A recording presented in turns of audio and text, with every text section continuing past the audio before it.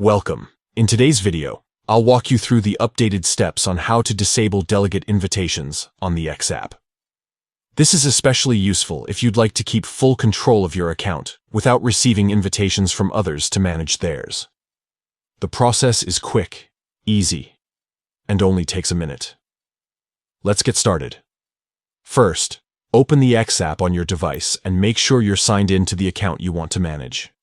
Once inside, look toward the top left corner of your screen and tap on your profile icon. This will bring up the menu where you can find all the important options related to your account. Next, scroll down and tap on Settings and Privacy. This is the section where you can find all your account preferences, privacy choices, and security tools. From here, we're focusing on the settings that prevent others from sending you those delegate invitations. Inside the menu, tap on Security and Account Access. Once there, you'll see several subsections related to the way your account is accessed and shared. What we want is the delegate option, so go ahead and tap on that. Now, you'll notice a toggle labeled Allow Others to Invite You to Their Account. This setting is what enables people to send you delegate invitations.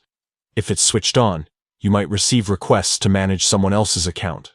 To stop that, simply toggle this setting off.